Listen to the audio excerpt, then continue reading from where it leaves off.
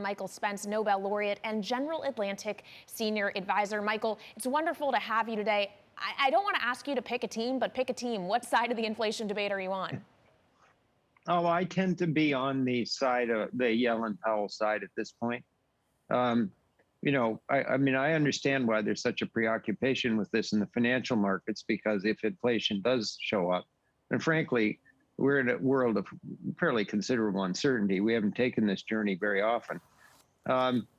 Then, the Fed will respond, the long rates will start, the yield curve will start to get steeper, and it will have effect on risk assets. So, but from an economic point of view, any reasonable guess as to sort of inflationary pressure in pockets of the economy and so on, which I think will be relatively modest, is not a big deal economically. And so if you're focused on, as Yellen and Powell are on, and the economic and the administration on economic recovery, I think you certainly want to err on the side of making sure we kind of close the huge gap that was created by the contraction in the pandemic. Yeah.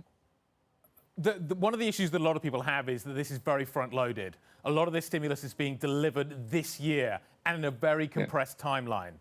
Is that a good idea? Do you think it would be better to spread it out a little bit more, or do you think front-loading is the way to go? On the stimulus, I think front-loading is the way to go. We don't want this to stall. We don't want to stall it on the health front. We don't want to stall it on the kind of confidence front, and so on. But I have a different view of the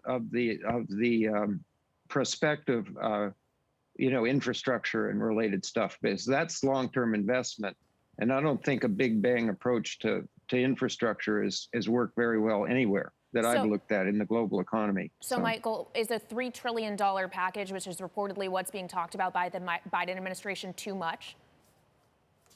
It depends on the time horizon, Kailey.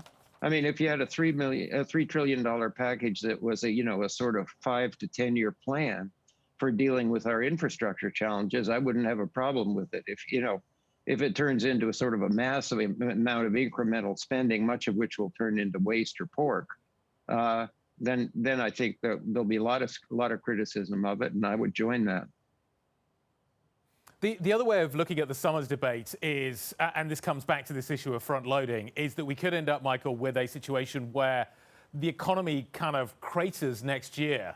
And this, again, links back to the infrastructure program, and that's a much more long-term program.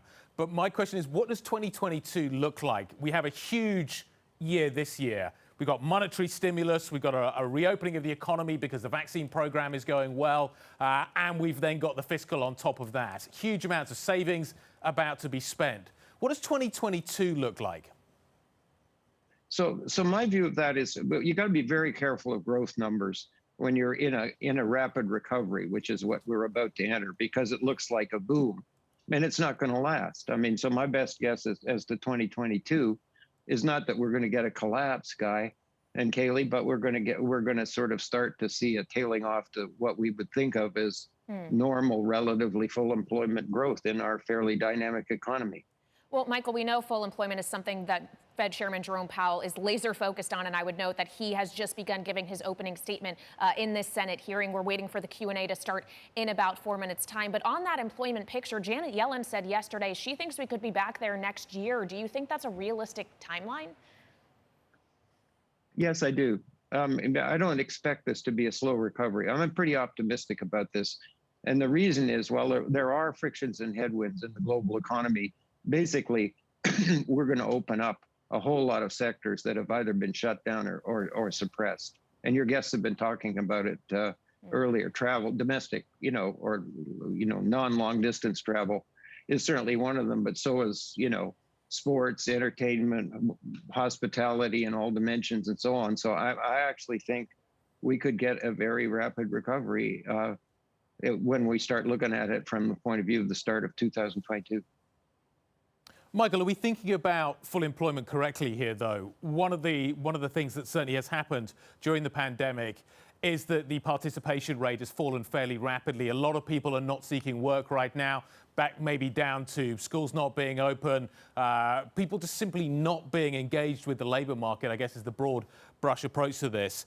How quickly do they come back? how quickly does the participation rate start to pick up back to levels that were pre-pandemic? So I do think that the fiscal programs, including this very big one that was just passed, may have a sort of delaying effect on people's return to the labor market. That seems natural. And some of them may be waiting for sort of the real arrival of the sectors they plan to work in. But bottom line is, I would expect with a lag, the participation rates to start to rise again as the stimulus income tails off. Michael, on the subject of stimulus and not its just impact on inflation, but there's been a lot of question about the deficit, debt to GDP,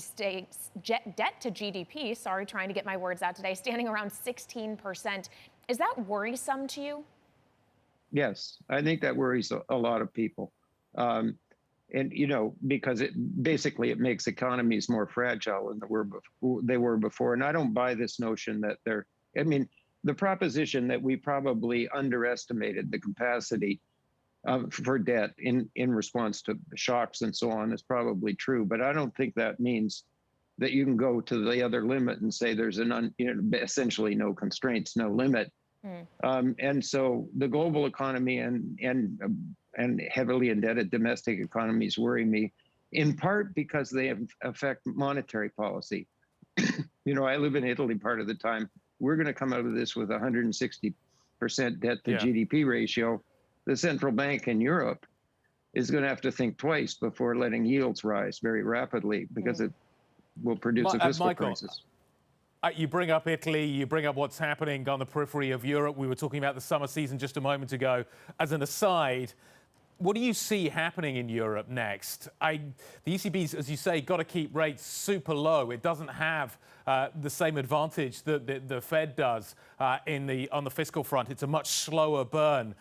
The virus is not under control. Compare and contrast what you see on either side of the Atlantic for me. So I see a much more complete and rapid recovery in the United States than in continental Europe.